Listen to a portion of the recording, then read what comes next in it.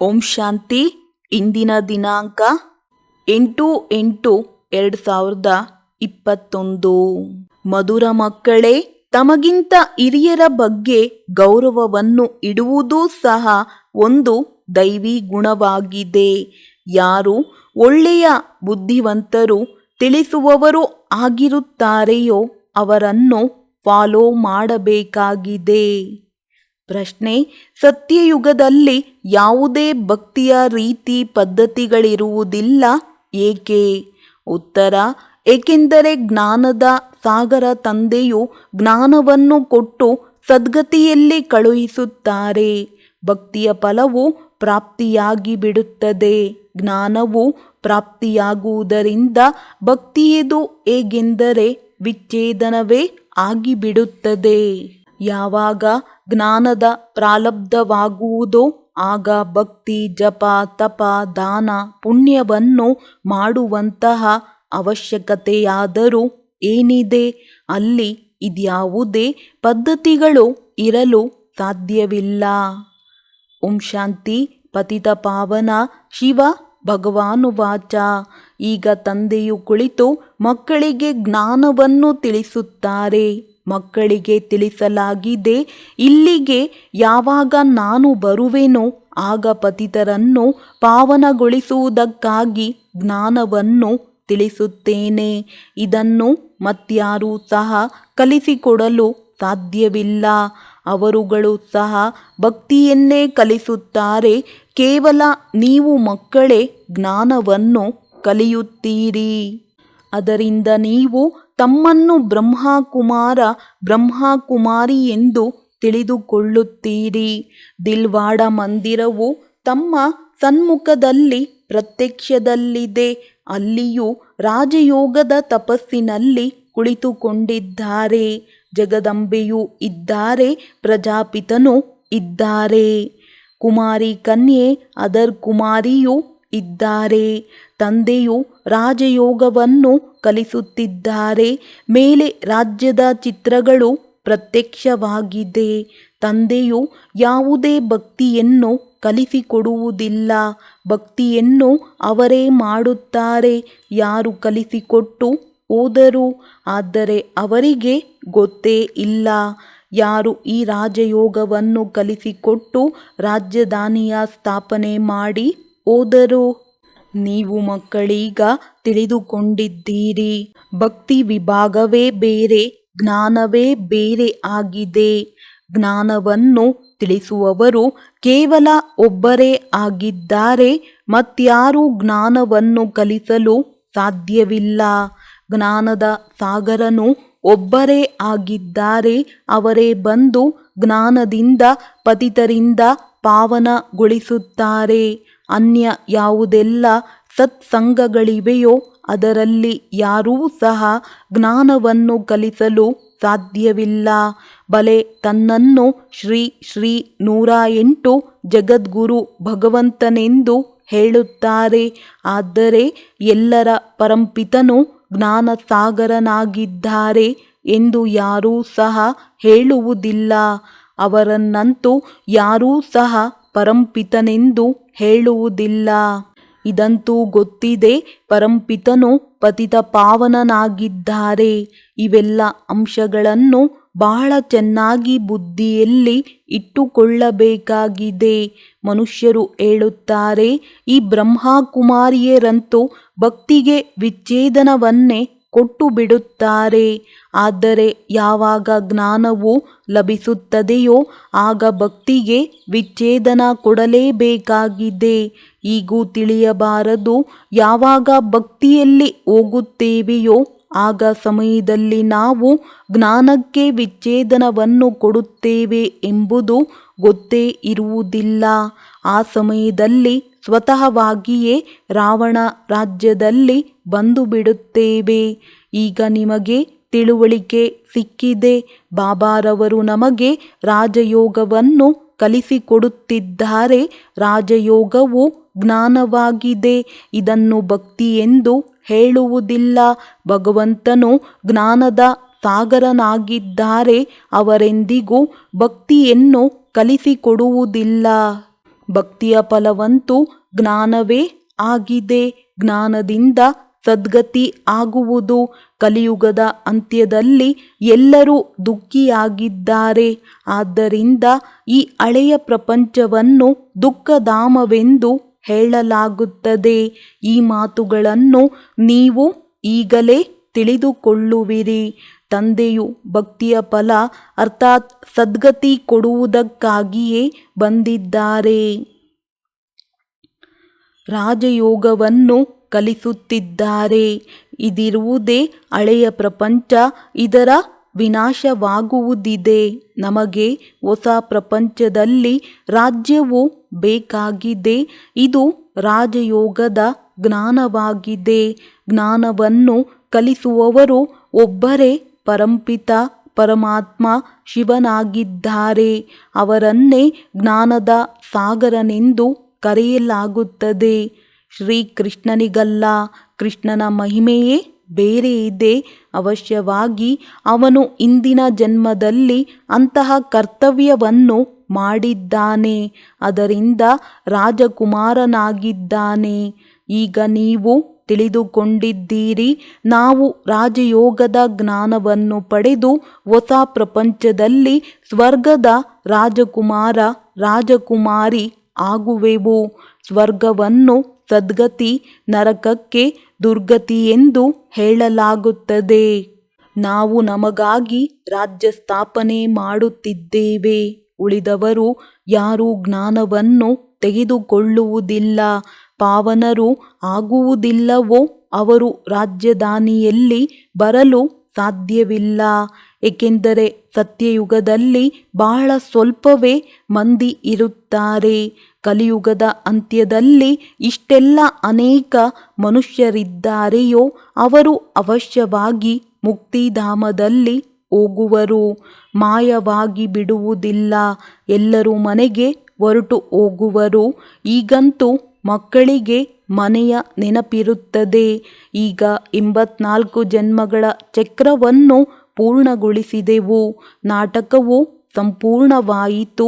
ಈ ಚಕ್ರವನ್ನು ಅನೇಕ ಬಾರಿ ಸುತ್ತಿದ್ದೇವೆ ಎನ್ನುವುದನ್ನು ನೀವು ಬ್ರಾಹ್ಮಣ ಮಕ್ಕಳೇ ತಿಳಿದುಕೊಂಡಿದ್ದೀರಿ. ಬ್ರಾಹ್ಮಣರಂತೂ ಆಗುತ್ತಿರುತ್ತಾರೆ. 16,108ರ ಮಾಲೆಯಿದೆ. ಸತ್ಯಯುಗದಲ್ಲಂತೂ ಬಹಳಷ್ಟಿರುವುದಿಲ್ಲ. ಸತ್ಯಯುಗದ ಮಾದರಿಯನ್ನು ತೋರಿಸುತ್ತಾರಲ್ಲವೇ. ದೊಡ್ಡ ವಸ್ತುವಿನ ಮಾದರಿಯು ಚಿಕ್ಕದಾಗಿರುತ್ತದೆ. ಹೇಗೆ ಚಿನ್ನದ ದ್ವಾರಿಕೆಯನ್ನು ತೋರಿಸುತ್ತಾರೆ. ಆಗ ಹೇಳುತ್ತಾರೆ, ದ್ವಾರಕಾದಲ್ಲಿ ಕೃಷ್ಣನ ರಾಜ್ಯವಿತ್ತು. ಈಗ ದ್ವಾರಕಾದಲ್ಲಿ ಇದ್ದನೆಂದು ಹೇಳುವರೇ ಅಥವಾ ದೆಹಲಿಯಲ್ಲಿಯೇ? ಜಮುನಾ ನದಿ ತೀರವಂತೂ ದೆಹಲಿಯಲ್ಲಿದೆ. ಅಲ್ಲಂತೂ ಸಾಗರವಿದೆ. ಜಮುನಾ ತೀರದಲ್ಲಿ ರಾಜಧಾನಿ ಇತ್ತು. ದ್ವಾರಕಾ ರಾಜಧಾನಿ ಆಗಿರಲಿಲ್ಲ ಎನ್ನುವುದನ್ನು ನೀವು ಮಕ್ಕಳು ತಿಳಿದುಕೊಂಡಿದ್ದೀರಿ. ದೆಹಲಿಯು ಪ್ರಸಿದ್ಧವಿದೆ. ಜಮುನಾ ನದಿಯು ಇರಬೇಕು. ಜಮುನಾದ ಮಹಿಮೆಯೂ ಇದೆ. ಫರಿಸ್ತಾನವೆಂದು ದೆಹಲಿಗೆ ಹೇಳಲಾಗುತ್ತದೆ. ಶ್ರೇಷ್ಠವಾದ ಸಿಂಹಾಸನವಂತೂ ದೆಹಲಿಯ ಸಿಂಹಾಸನವೇ ಆಗಿರುತ್ತದೆ. ಈಗ ಭಕ್ತಿ ಮಾರ್ಗವು ಸಮಾಪ್ತಿಯಾಗಿ ಜ್ಞಾನ ಮಾರ್ಗವು ಆರಂಭವಾಗುವುದೆಂದು ಮಕ್ಕಳು ತಿಳಿದುಕೊಂಡಿದ್ದಾರೆ. ಈ ದೈವಿ ರಾಜಧಾನಿಯು ಸ್ಥಾಪನೆಯಾಗುತ್ತಿದೆ. ತಂದೆಯು ಹೇಳುತ್ತಾರೆ, ಮುಂದೆ ನಡೆದಂತೆ ನಿಮಗೆ ಯಾರ್ಯಾರು ಎಷ್ಟು ಉತ್ತೀರ್ಣರಾಗುತ್ತಾರೆ ಎನ್ನುವುದೆಲ್ಲವೂ ತಿಳಿದು ಬರುವುದು. ಶಾಲೆಯಲ್ಲಿಯೂ ಇಂತಿಂಥವರು ಎಷ್ಟು ಅಂಕಗಳಿಂದ ಉತ್ತೀರ್ಣರಾಗುವರು, ಮುಂದಿನ ತರಗತಿಗೆ ಹೋಗುವರು ಎನ್ನುವುದು ತಿಳಿಯುವುದು. ಕೊನೆಯ ಸಮಯದಲ್ಲಿ ಯಾರ್ಯಾರು ಉತ್ತೀರ್ಣರಾಗುವರು, ನಂತರ ವರ್ಗಾವಣೆಯಾಗುವರು ಎನ್ನುವುದು ಹೆಚ್ಚಾಗಿ ತಿಳಿದು ಬರುವುದು. ತರಗತಿಯಂತೂ ದೊಡ್ಡದಾಗಿದೆ ಅಲ್ಲವೇ. ಬೇಹದ್ದಿನ ತರಗತಿಯಾಗಿದೆ. ಸೇವಾ ಕೇಂದ್ರಗಳಂತೂ ದಿನ ಕಳೆದಂತೆ ಹೆಚ್ಚಾಗುತ್ತಾ ಇರುವುದು. ಯಾರಾದರೂ ಬಂದು 7 ದಿನದ ಕೋರ್ಸನ್ನು ಚೆನ್ನಾಗಿ ತೆಗೆದುಕೊಳ್ಳುವರು. 1-2 ದಿನಗಳ ಕೋರ್ಸ್ ಸಹ ಕಡಿಮೆಯಾಗುವುದಿಲ್ಲ. ಕಲಿಯುಗದ ವಿನಾಶವು ಸನ್ಮುಖದಲ್ಲಿ ಬಂದು ನಿಂತಿದೆ ಎನ್ನುವುದನ್ನು ನೋಡುತ್ತಾರೆ. ಈಗ ಸತೋಪ್ರಧಾನರು ಆಗಬೇಕಾಗಿದೆ. ತಂದೆಯು ಹೇಳಿದ್ದಾರೆ, ಬುದ್ಧಿಯೋಗವನ್ನು ನನ್ನೊಂದಿಗೆ ಇಡುತ್ತೀರೆಂದರೆ ಸತೋಪ್ರಧಾನರು ಆಗಿಬಿಡುತ್ತೀರಿ. ಪವಿತ್ರ ಪ್ರಪಂಚದಲ್ಲಿ ಬರುವಿರಿ. ಹೇಗೆ ಡ್ರಾಮಾದಲ್ಲಿ ಕಲ್ಪದ ಮೊದಲಿನಂತೆ ಪಾತ್ರವನ್ನು ಅಭಿನಯಿಸಲಾಗಿದೆ, ಹಾಗೆಯೇ ಪಾತ್ರವನ್ನಂತೂ ಅವಶ್ಯವಾಗಿ ಅಭಿನಯಿಸಲೇಬೇಕು. ಭಾರತವಾಸಿಗಳೇ ರಾಜ್ಯವನ್ನಾಳುತ್ತಾರೆ, ನಂತರ ವೃದ್ಧಿ ಹೊಂದುತ್ತದೆ. ವೃಕ್ಷವು ವೃದ್ಧಿಯನ್ನು ಪಡೆಯುತ್ತಿರುತ್ತದೆ. ಭಾರತವಾಸಿಗಳು ದೇವಿ ದೇವತಾ ಧರ್ಮದವರಾಗಿದ್ದಾರೆ. ಹೇಗೆ ಕ್ರಿಶ್ಚಿಯನ್ನರು ಕ್ರೈಸ್ತನ್ನು ಪೂಜಿಸುತ್ತಾರೆ, ಹಾಗೆಯೇ ಭಾರತವಾಸಿಗಳು ಈಗ ಪಾವನವಿರದೇ ಇರುವ ಕಾರಣದಿಂದ ಪಾವನರಿರುವ ದೇವತೆಗಳನ್ನು ಪೂಜಿಸುತ್ತಾರೆ. ಆದಿ ಸನಾತನ ದೇವಿ ದೇವತಾ ಧರ್ಮವಿರುವುದು ಸತ್ಯಯುಗದಲ್ಲಿ. ಸತ್ಯಯುಗದ ಸ್ಥಾಪನೆ ಮಾಡುವವರು ತಂದೆಯಾಗಿದ್ದಾರೆ. ಅವಶ್ಯವಾಗಿ ಸತ್ಯಯುಗದಲ್ಲಿ ಈ ದೇವತೆಗಳ ರಾಜ್ಯವಿತ್ತು ಅಂದ ಮೇಲೆ ಅವಶ್ಯವಾಗಿ ಒಂದು ಜನ್ಮದ ಹಿಂದೆ ಅಂತಹ ಪುರುಷಾರ್ಥವನ್ನು ಮಾಡಿರುತ್ತಾರೆ. ಅವಶ್ಯವಾಗಿ ಅದು ಸಂಗಮವೇ ಆಗಿರುತ್ತದೆ.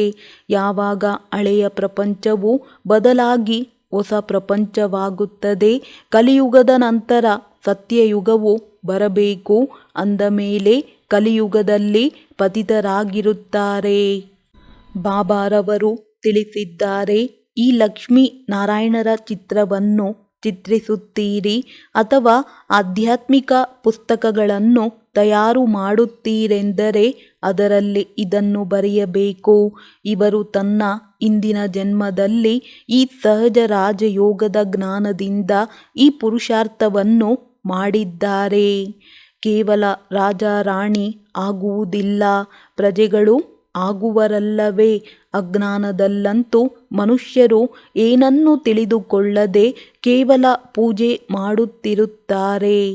ಈಗ ನೀವು ತಿಳಿಯುತ್ತೀರಿ, ಅವರು ಪೂಜೆ ಮಾಡುತ್ತಿರಬೇಕಾದರೆ ಕೇವಲ ಲಕ್ಷ್ಮೀ ನಾರಾಯಣನನ್ನೇ ನೋಡುತ್ತಿರುತ್ತಾರೆ. ತಿಳುವಳಿಕೆಯಂತೂ ಇಲ್ಲ. ಜನರು ತಿಳಿಯುತ್ತಾರೆ, ಭಕ್ತಿ ಮಾಡದೆ ಭಗವಂತನೇ ಸಿಗುವುದಿಲ್ಲ. ನೀವು ಯಾರಿಗಾದರೂ ಭಗವಂತನು ಬಂದಿದ್ದಾರೆ ಎಂದು ಹೇಳುತ್ತೀರೆಂದರೆ ಅವರು ನಗುತ್ತಾರೆ. ಭಗವಂತನಂತೂ ಕಲಿಯುಗದ ಅಂತಿಮದಲ್ಲಿ ಬರುತ್ತಾರೆ. ಈಗ ಎಲ್ಲಿಂದ ಬರುವರು? ಕಲಿಯುಗದ ಅಂತ್ಯದಲ್ಲಿಯೇ ಬರುತ್ತಾರೆ ಎಂದು ಏಕೆ ಹೇಳುತ್ತಾರೆ ಎನ್ನುವುದನ್ನು ತಿಳಿದುಕೊಂಡಿಲ್ಲ. ಅವರಂತೂ ಕೃಷ್ಣನನ್ನು ದ್ವಾಪರದಲ್ಲಿ ಬರುವನೆಂದು ಹೇಳುತ್ತಾರೆ. ಮನುಷ್ಯರಿಗೆ ತಿಳುವಳಿಕೆ ಇಲ್ಲದೆ ಏನೆನಿಸುತ್ತದೆಯೋ ಅದನ್ನೇ ಹೇಳಿಬಿಡುತ್ತಾರೆ. ಆದ್ದರಿಂದ ತಂದೆಯು ಹೇಳುತ್ತಾರೆ, ನೀವು ಸಂಪೂರ್ಣವಾಗಿ ಬುದ್ಧಿಹೀನರು ಆಗಿಬಿಟ್ಟಿದ್ದೀರಿ. ತಂದೆಯನ್ನೇ ಸರ್ವವ್ಯಾಪಿ ಎಂದು ಹೇಳಿಬಿಡುತ್ತಾರೆ. ಭಕ್ತಿಯು ಹೊರಗಿನಿಂದ ಬಹಳ ಸುಂದರವಾದ ರೂಪದಲ್ಲಿ ಕಾಣಿಸುತ್ತದೆ. ಭಕ್ತಿಯ ಆಕರ್ಷಣೆಯು ಎಷ್ಟೊಂದಿದೆ. ನಿಮ್ಮ ಬಳಿಯಂತೂ ಏನೂ ಇಲ್ಲ. ಮತ್ತೆಲ್ಲಿಯಾದರೂ ಸತ್ಸಂಗ ಮುಂತಾದ ಕಡೆಗಳಲ್ಲಿ ಹೋದರೆ ಅವಶ್ಯವಾಗಿ ಧ್ವನಿ ಮೊಳಗುತ್ತದೆ, ಹಾಡನ್ನು ಹಾಡುತ್ತಾರೆ. ಇಲ್ಲಂತೂ ತಂದೆಯವರು ಹಾಡನ್ನು ಬಯಸುವುದಿಲ್ಲ. ಮುಂದೆ ನಡೆದಂತೆ ಇದು ಸಹ ಸ್ಥಗಿತಗೊಳ್ಳುತ್ತದೆ. ತಂದೆಯು ಹೇಳುತ್ತಾರೆ, ನಿಮಗೆ ಈ ಹಾಡುಗಳು ಇತ್ಯಾದಿಗಳೆಲ್ಲದರ ಸಾರವನ್ನು ತಿಳಿಸಿದ್ದೇವೆ. ನೀವು ಅರ್ಥವನ್ನು ತಿಳಿದುಕೊಂಡಿದ್ದೀರಿ. ಇದು ವಿದ್ಯಾಭ್ಯಾಸವಾಗಿದೆ. ನಾವು ರಾಜಯೋಗವನ್ನು ಕಲಿಯುತ್ತಿದ್ದೇವೆ. ಒಂದು ವೇಳೆ ಸ್ವಲ್ಪವೇ ಓದಿದರೆ ಪ್ರಜೆಗಳಲ್ಲಿ ಹೋಗಿಬಿಡುತ್ತೀರಿ. ಆದ್ದರಿಂದ ಯಾರು ಬಹಳ ಬುದ್ಧಿವಂತರಾಗಿದ್ದಾರೆ ಅವರನ್ನು ಫಾಲೋ ಮಾಡಬೇಕಾಗಿದೆ. ಏಕೆಂದರೆ ಅವರಿಗೆ ವಿದ್ಯಾಭ್ಯಾಸದ ಕಡೆಗೆ ಹೆಚ್ಚು ಗಮನವಿರುವುದರಿಂದ ಲಾಭವಾಗುವುದು. ಯಾರು ಬಹಳ ಚೆನ್ನಾಗಿ ತಿಳಿಸುವವರಿದ್ದಾರೆಯೋ ಅವರಿಂದ ಕಲಿಯಬೇಕಾಗಿದೆ. ಯಾರು ಚೆನ್ನಾಗಿ ತಿಳಿಸುತ್ತಾರೆಯೋ ಅವರನ್ನು ಸೇವಾ ಕೇಂದ್ರಗಳಲ್ಲಿಯೂ ನೆನಪು ಮಾಡುವರಲ್ಲವೇ ಬ್ರಹ್ಮಕುಮಾರಿಯಂತೂ ಕುಳಿತಿದ್ದಾರೆ. ಆದರೂ ಹೇಳುತ್ತಾರೆ, ಇಂಥವರು ಬರಲಿ, ಇವರು ಬಹಳ ಬುದ್ಧಿವಂತರೆಂದು ತಿಳಿಯುತ್ತಾರೆ. ಈ ರೀತಿಯಾದಾಗ ಅವರಿಗೆ ಅಂತಹ ಆತಿಥ್ಯವನ್ನೇ ಕೊಡಬೇಕಾಗುತ್ತದೆ. ಮತ್ತೆ ಅದೇ ರೀತಿ ಜ್ಞಾನದಲ್ಲಿ ಅವರು ನಮಗಿಂತ ತೀಕ್ಷ್ಣವಿದ್ದಾರೆ ಎಂದು ಹಿರಿಯರಿಗೆ ಗೌರವವನ್ನಿಡಬೇಕಾಗುತ್ತದೆ. ಇವರಿಗೆ ಅವಶ್ಯವಾಗಿ ಶ್ರೇಷ್ಠ ಪದವಿಯು ಸಿಗುವುದು. ಇದರಲ್ಲಿ ಅಹಂಕಾರ ಬರಬಾರದು. ಹಿರಿಯರಿಗೆ ಬಹಳಷ್ಟು ಗೌರವವಿರುತ್ತದೆ. ಪ್ರಧಾನಮಂತ್ರಿಯವರಿಗೆ ಅವಶ್ಯವಾಗಿ ಹೆಚ್ಚು ಗೌರವವಿರುತ್ತದೆ. ಪ್ರತಿಯೊಬ್ಬರದು ನಂಬರ್ ವಾರ್ ಗೌರವವಿರುತ್ತದೆ. ಒಬ್ಬರನ್ನೊಬ್ಬರ ಬಗ್ಗೆ ಅವಶ್ಯವಾಗಿ ಗೌರವವನ್ನಿಡಬೇಕಲ್ಲವೇ? ವಕೀಲರಲ್ಲಿಯೂ ನಂಬರ್ ವಾರ್ ಆಗಿರುತ್ತಾರೆ. ದೊಡ್ಡ ಕೇಸುಗಳಲ್ಲಿ ಬಹಳ ಬುದ್ಧಿವಂತ ವಕೀಲರನ್ನೇ ಆಯ್ಕೆ ಮಾಡಿಕೊಳ್ಳುತ್ತಾರೆ. ಕೆಲವರಂತೂ ಲಕ್ಷಾಂತರ ರೂಪಾಯಿಗಳ ಕೇಸನ್ನು ತೆಗೆದುಕೊಳ್ಳುತ್ತಾರೆ. ಅವರಲ್ಲಿಯೂ ಅವಶ್ಯವಾಗಿ ನಂಬರ್ ವಾರ್ ಆಗಿರುತ್ತಾರೆ. ನಮಗಿಂತಲೂ ಬುದ್ಧಿವಂತರಾಗಿದ್ದರೆ ಗೌರವವನ್ನಿಡಬೇಕು. ಸೇವಾ ಕೇಂದ್ರವನ್ನು ಸಂಭಾಲನೆ ಮಾಡಬೇಕು. ಎಲ್ಲ ಪ್ರಕಾರದ ಕಾರ್ಯವನ್ನು ಮಾಡಬೇಕಾಗಿದೆ. ಬಾಬಾರವರಿಗೆ ಇಡೀ ದಿನದಲ್ಲಿ ಪ್ರದರ್ಶನಿ ಹೇಗೆ ಮಾಡುವುದು ಎಂದು ವಿಚಾರವಿರುತ್ತದೆ ಎಲ್ಲವೇ? ಸಂಪೂರ್ಣ ಗಮನ ಕೊಡಬೇಕಾಗಿದೆ. ತಂದೆಯು ಬಂದಿರುವುದೇ ಸತೋಪ್ರಧಾನರನ್ನಾಗಿ ಮಾಡುವುದಕ್ಕಾಗಿ. ಅಂದ ಮೇಲೆ ನಾವು ತಮೋಪ್ರಧಾನರಿಂದ ಸತೋಪ್ರಧಾನರು ಹೇಗಾಗುವುದು?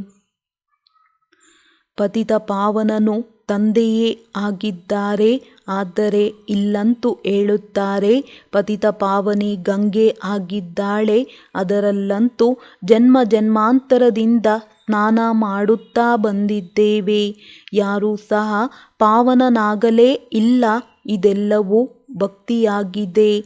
ಯಾವಾಗ ಏ ಪತಿತ ಪಾವನ ಬನ್ನಿ ಎಂದು ಹೇಳುತ್ತಾರೆ, ಅಂದಾಗ ಅವರು ಅವಶ್ಯವಾಗಿ ಸಂಗಮದಲ್ಲಿ ಬರುತ್ತಾರೆ ಮತ್ತು ಒಂದೇ ಬಾರಿ ಬರುತ್ತಾರೆ. ಪ್ರತಿಯೊಬ್ಬರದು ತನ್ನ ತನ್ನ ರೀತಿ ಪದ್ಧತಿಗಳಿವೆ. ಹೇಗೆ ನೇಪಾಳದಲ್ಲಿ ಅಷ್ಟಮಿಯೆಂದು ಬಲಿ ಅರ್ಪಿಸುತ್ತಾರೆ. ಚಿಕ್ಕ ಮಕ್ಕಳ ಕೈಯಲ್ಲಿ ಬಂದೂಕನ್ನು ಕೊಟ್ಟು ಗುಂಡನ್ನಾರಿಸುತ್ತಾರೆ. ಆ ಚಿಕ್ಕ ಮಕ್ಕಳು ಬಲಿ ಕೊಡುತ್ತಾರೆ. ಅವರು ದೊಡ್ಡವರಾದಾಗ ಒಂದೇ ಏಟಿಗೆ ಕರುವನ್ನು ಕತ್ತರಿಸುತ್ತಾರೆ. ಯಾರಾದರೂ ಸ್ವಲ್ಪವೇ ಶಕ್ತಿಯನ್ನು ಉಪಯೋಗಿಸಿದರೂ ಒಂದೇ ಏಟಿಗೆ ಸಾಯದಿದ್ದರೆ ಅದು ಅರ್ಪಣೆಯಾಗಲಿಲ್ಲ. ಅದನ್ನು ದೇವಿಗೆ ಅರ್ಪಣೆ ಮಾಡುವುದಿಲ್ಲ. ಇದೆಲ್ಲವೂ ಭಕ್ತಿ ಮಾರ್ಗವಾಗಿದೆ. ಪ್ರತಿಯೊಬ್ಬರದು ತನ್ನ ತನ್ನ ಕಲ್ಪನೆಯಾಗಿದೆ. ಕಲ್ಪನೆಯ ಮೇಲೆ ಅನುಯಾಯಿಗಳು ಆಗುತ್ತಾರೆ. ಇಲ್ಲಂತೂ ಹೊಸ ಮಾತಾಗಿದೆ. ಇದನ್ನಂತೂ ಮಕ್ಕಳೇ ತಿಳಿದುಕೊಳ್ಳಬಹುದು. ಒಬ್ಬ ತಂದೆಯೇ ಸೃಷ್ಟಿಯ ಆದಿ ಮಧ್ಯ ಅಂತ್ಯದ ಜ್ಞಾನವನ್ನು ತಿಳಿಸುತ್ತಾರೆ. ನಾವು ಸ್ವದರ್ಶನ ಚಕ್ರಧಾರಿ ಆಗಿದ್ದೇವೆಂದು ನಿಮಗೆ ಖುಷಿ ಇರುತ್ತದೆ. ಮತ್ಯಾರೂ ಸಹ ಇದನ್ನು ತಿಳಿದುಕೊಳ್ಳಲು ಸಾಧ್ಯವಿಲ್ಲ. ನಿಮಗೆ ನಾವು ಸಭೆಯಲ್ಲಿ ಹೇಳುತ್ತೇವೆ, ಸರ್ವೋತ್ತಮ ಬ್ರಾಹ್ಮಣ ಕುಲಭೂಷಣ ಸ್ವದರ್ಶನ ಚಕ್ರಧಾರಿಗಳು. ಅಂದಾಗ ಇದರ ಅರ್ಥವನ್ನು ನೀವು ತಿಳಿದುಕೊಳ್ಳುವಿರಿ. ಯಾರಾದರೂ ಹೊಸಬರಿದ್ದರೆ ಇದೇನು ಹೇಳುತ್ತಿದ್ದಾರೆ ಎಂದು ತಬ್ಬಿಬ್ಬಾಗುತ್ತಾರೆ. ಸ್ವದರ್ಶನ ಚಕ್ರಧಾರಿಯಂತೂ ವಿಷ್ಣುವಾಗಿದ್ದಾನೆ. ಇದು ಹೊಸ ಮಾತಲ್ಲವೇ? ಆದ್ದರಿಂದ ನಮಗಾಗಿ ಹೇಳುತ್ತಾರೆ. ಹೊರಗೆ ಮೈದಾನದಲ್ಲಿ ಬರುತ್ತೀರೆಂದರೆ ಗೊತ್ತಾಗುವುದು. ನಿಮ್ಮದು ಜ್ಞಾನ ಮಾರ್ಗವಾಗಿದೆ. ನೀವು 5 ವಿಕಾರಗಳ ಮೇಲೆ ವಿಜಯವನ್ನು ಪಡೆಯುತ್ತೀರಿ. ಈ ಅಸುರರೊಂದಿಗೆ 5 ವಿಕಾರಗಳು ನಿಮ್ಮ ಯುದ್ಧವಿದೆ. ನಂತರ ನೀವು ದೇವತೆಗಳಾಗುತ್ತೀರಿ. ಮತ್ಯಾವುದೇ ಯುದ್ಧದ ಮಾತಾಗುವುದಿಲ್ಲ.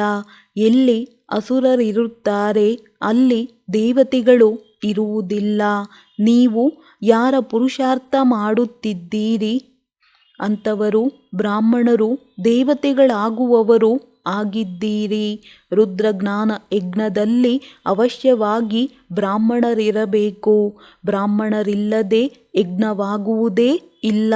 ರುದ್ರನು ಶಿವನಾಗಿದ್ದಾರೆ. ಹಾಗಾದರೆ ಕೃಷ್ಣನ ಹೆಸರೆಲ್ಲಿಂದ ಬಂದಿತು? ನೀವು ಪ್ರಪಂಚದವರಿಗಿಂತ ಸಂಪೂರ್ಣ ಭಿನ್ನವಾಗಿದ್ದೀರಿ. ಹಾಗೆಯೇ ನೀವು ಇಷ್ಟು ಕೆಲವರೇ ಇದ್ದೀರಿ. ಪಕ್ಷಿಗಳು ಸಾಗರವನ್ನು ನುಂಗಿಬಿಟ್ಟಿತು. ಈ ರೀತಿ ಶಾಸ್ತ್ರಗಳಲ್ಲಿ ಎಷ್ಟೊಂದು ಕಟ್ಟುಕತೆಗಳಿವೆ.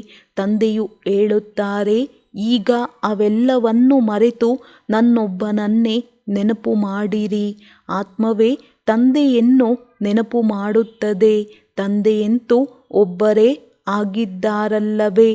ಹೇ ಪರಮಾತ್ಮ ಅಥವಾ ಪ್ರಭುವೆಂದು ಹೇಳುತ್ತಾರೆಂದರೆ ಆ ಸಮಯದಲ್ಲಿ ಲಿಂಗವು ನೆನಪಿಗೆ ಬರುವುದಿಲ್ಲ. ಕೇವಲ ಈಶ್ವರ ಅಥವಾ ಪ್ರಭು ಎಂದು ಹೇಳಿಬಿಡುತ್ತಾರೆ. ಆತ್ಮನಿಗೆ ತಂದೆಯಿಂದ ಅರ್ಧಕಲ್ಪದ ಸುಖವು ಸಿಕ್ಕಿರುತ್ತದೆ. ಆದ್ದರಿಂದ ಆನಂತರ ಭಕ್ತಿ ಮಾರ್ಗದಲ್ಲಿ ನೆನಪು ಮಾಡುತ್ತದೆ. ಈಗ ನಿಮಗೆ ತಿಳುವಳಿಕೆಯು ಸಿಕ್ಕಿದೆ. ಆತ್ಮವೆಂದರೇನು, ಪರಮಾತ್ಮನು ಏನಾಗಿದ್ದಾರೆ. ನಾವೆಲ್ಲ ಆತ್ಮರು ಮೂಲವತನದಲ್ಲಿ ಇರುವವರು. ಅಲ್ಲಿಂದ ನಂಬರ್ವಾರ್ ಪಾತ್ರವನ್ನಭಿನಯಿಸಲು ಬರುತ್ತೇವೆ. ಮೊದಲು ಬರುವುದು ದೇವಿ ದೇವತೆಗಳು. ಹೇಳುತ್ತಾರೆ, ಕ್ರೈಸ್ಟ್ಗೆ ಮೊದಲು ದೇವಿ ದೇವತಾ ಧರ್ಮವಿತ್ತು. ಇದು 5000 ವರ್ಷಗಳ ಮಾತಾಗಿದೆ. ಅವರುಗಳು ಹೇಳಿಬಿಡುತ್ತಾರೆ, ಇದು 50,000ಗಳ ಪುರಾತನ ವಸ್ತುವಾಗಿದೆ. ಆದರೆ 50,000 ವರ್ಷಗಳ ಪುರಾತನ ವಸ್ತುವಂತೂ ಯಾವುದೂ ಸಹ ಇರಲು ಸಾಧ್ಯವಿಲ್ಲ. ಡ್ರಾಮಾದ ಸಮಯವಿರುವುದೇ 5,000 ವರ್ಷಗಳು. ಇದೇ ಮುಖ್ಯವಾದ ಧರ್ಮವಾಗಿದೆ. ಈ ಧರ್ಮದವರದೇ ಕಟ್ಟಡ ಮುಂತಾದವುಗಳು ಇರುತ್ತವೆ. ಮೊಟ್ಟ ಮೊದಲಂತೂ ರಜೋಗುಣಿ ಬುದ್ಧಿಯವರಿದ್ದರು. ಈಗಂತೂ ಇನ್ನೂ ತಮೋಗುಣಿ ಬುದ್ಧಿಯವರಾಗಿದ್ದಾರೆ. ಪ್ರದರ್ಶನಿಯಲ್ಲಿ ಎಷ್ಟೊಂದು ತಿಳಿಸಲಾಗುತ್ತದೆ. ಯಾರ ಬುದ್ಧಿಯಲ್ಲಾದರೂ ತಿಳಿಯುತ್ತದೆಯೇ? ಬ್ರಾಹ್ಮಣರಲ್ಲಿಯೇ ನಾಟಿಯಾಗುವುದು ಅಂದ ಮೇಲೆ ಮಕ್ಕಳಿಗೆ ತಿಳಿಸಲಾಗಿದೆ. ಜ್ಞಾನವೇ ಭಿನ್ನವಾದಂತಹ ವಸ್ತು, ಭಕ್ತಿಯೇ ಬೇರೆ ಆಗಿದೆ. ಜ್ಞಾನದಿಂದ ಸದ್ಗತಿಯಾಗುವುದು. ಆದ್ದರಿಂದ ಹೇಳುತ್ತಾರೆ, ಹೇ ಪತಿತ ಪಾವನ, ಬನ್ನಿರಿ, ದುಃಖದಿಂದ ಮುಕ್ತಗೊಳಿಸಿರಿ. ನಂತರ ಮಾರ್ಗದರ್ಶಕನಾಗಿ ಜೊತೆಗೆ ಕರೆದುಕೊಂಡು ಹೋಗುವರು. ತಂದೆಯವರೇ ಬಂದು ಆತ್ಮರನ್ನು ಕರೆದುಕೊಂಡು ಹೋಗುತ್ತಾರೆ. ಎಲ್ಲರ ಶರೀರವಂತೂ ಇಲ್ಲಿಯೇ ಸಮಾಪ್ತಿಯಾಗಿ ಬಿಡುತ್ತದೆ, ವಿನಾಶವಾಗುತ್ತದೆ ಅಲ್ಲವೇ? ಶಾಸ್ತ್ರಗಳಲ್ಲಿ ಒಂದೇ ಒಂದು ಮಹಾಭಾರತ ಯುದ್ಧದ ಮಹಿಮೆಯಿದೆ. ಹೇಳುತ್ತಾರೆ, ಇದು ಅದೇ ಮಹಾಭಾರತ ಯುದ್ಧವಾಗಿದೆ. ಅದಂತೂ ಆಗಲೇಬೇಕು. ಎಲ್ಲರಿಗೂ ತಂದೆಯ ಪರಿಚಯವನ್ನು ಕೊಡುತ್ತೀರಿ. ತಮೋಪ್ರಧಾನರಿಂದ ಸತೋಪ್ರಧಾನರಾಗುವ ಉಪಾಯವಂತೂ ಇದೊಂದೇ ಆಗಿದೆ. ತಂದೆಯು ಹೇಳುತ್ತಾರೆ, ನನ್ನೊಬ್ಬನನ್ನೇ ನೆನಪು ಮಾಡುತ್ತೀರೆಂದರೆ ವಿಕರ್ಮಗಳು ವಿನಾಶವಾಗುತ್ತವೆ ಮತ್ತು ಆತ್ಮವು ನನ್ನ ಜೊತೆ ಹೊರಟು ಬಿಡುತ್ತದೆ. ಇದನ್ನು ಎಲ್ಲರಿಗೂ ಸಂದೇಶವನ್ನು ಕೊಡುತ್ತಾ ಇರುತ್ತೀರೆಂದರೆ ಅನೇಕರ ಕಲ್ಯಾಣವಾಗುವುದು. ಒಳ್ಳೆಯದು. ಮಧುರಾತಿ ಮಧುರ ಅಗಲಿ ಮರಳಿ ಸಿಕ್ಕಿರುವ ಮಕ್ಕಳ ಪ್ರತಿ ಮಾತಾಪಿತಾ ಬಾಪ್ದಾದಾರವರ ನೆನಪು, ಪ್ರೀತಿ ಹಾಗೂ ಸುಪ್ರಭಾತ. ಆತ್ಮಿಕ ತಂದೆಯ ಆತ್ಮಿಕ ಮಕ್ಕಳಿಗೆ ನಮಸ್ತೆ. ಧಾರಣೆಗಾಗಿ ಮುಖ್ಯ ಸಾರ.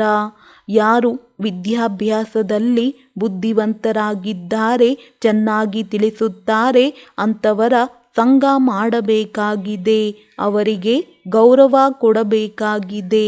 ಎಂದಿಗೂ ಅಹಂಕಾರದಲ್ಲಿ ಬರಬಾರದು. 2. ಜ್ಞಾನದ ಹೊಸ ಹೊಸ ಮಾತುಗಳನ್ನು ಬಹಳ ಚೆನ್ನಾಗಿ ತಿಳಿದುಕೊಳ್ಳಬೇಕು ಹಾಗೂ ಅನ್ಯರಿಗೂ ತಿಳಿಸಬೇಕಾಗಿದೆ. ನಾವು ಸ್ವದರ್ಶನ ಚಕ್ರಧಾರಿ ಆಗಿದ್ದೇವೆ ಎಂಬ ಖುಷಿಯಲ್ಲಿಯೇ ಇರಬೇಕಾಗಿದೆ. ವರದಾನ: ಸದಾ ಒಬ್ಬ ತಂದೆಯ ನೆನಪಿನಲ್ಲಿ ಮಗ್ನರಾಗಿದ್ದು ಏಕರಸ ಸ್ಥಿತಿಯನ್ನಾಗಿ ಮಾಡಿಕೊಳ್ಳುವಂತಹ ಸಾಕ್ಷಿ ದೃಷ್ಟಾಭವ. ಯಾವುದು ಸಂಕಲ್ಪ ಸ್ವಪ್ನದಲ್ಲಿಯೂ ಇರುವುದಿಲ್ಲವೋ ಅಂತಹ ಪರೀಕ್ಷೆಯು ಈಗ ಬರುವುದಿದೆ. ಆದರೆ ತಮ್ಮಲ್ಲಿ ಇಂತಹ ಅಭ್ಯಾಸವಿರಬೇಕು. ಹೇಗೆಂದರೆ, ಅಲ್ಪಕಾಲದ ಡ್ರಾಮಾವನ್ನು ಸಾಕ್ಷಿಯಾಗಿದ್ದು ನೋಡಲಾಗುತ್ತದೆ. ಅದರಲ್ಲಿ ಬಲೆ ನೋವಿರುವುದೇ ಇರಬಹುದು ಅಥವಾ ತಮಾಷೆಯೇ ಇರಬಹುದು. ಅದರಲ್ಲಿ ಅಂತರವಾಗುವುದಿಲ್ಲ. ಅದೇ ರೀತಿ ಬಲೆ ಯಾವುದೇ ರಮಣೀಕವಾದ ಪಾತ್ರವಿರಲಿ, ಸ್ನೇಹಿ ಆತ್ಮನ ಗಂಭೀರ ಪಾತ್ರವೇ ಇರಲಿ, ಪ್ರತಿಯೊಂದು ಪಾತ್ರವನ್ನು ಸಾಕ್ಷಿ ದೃಷ್ಟನಾಗಿದ್ದು ನೋಡಿರಿ. ಏಕರಸ ಸ್ಥಿತಿ ಇರಲಿ. ಆದರೆ ಇಂತಹ ಸ್ಥಿತಿಯಾಗಬೇಕೆಂದರೆ ಸದಾ ಒಬ್ಬ ತಂದೆಯ ನೆನಪಿನಲ್ಲಿ ಮಗ್ನರಾಗಿರಬೇಕು. ಸ್ಲೋಗನ್: ದೃಢ ನಿಶ್ಚಯದಿಂದ ತಮ್ಮ ಭಾಗ್ಯವನ್ನು ನಿಶ್ಚಿತಗೊಳಿಸುತ್ತೀರೆಂದರೆ ಸದಾ ನಿಶ್ಚಿಂತವಾಗಿ ಇರುತ್ತೀರಿ. ಒಳ್ಳೆಯದು. ಓಂ ಶಾಂತಿ.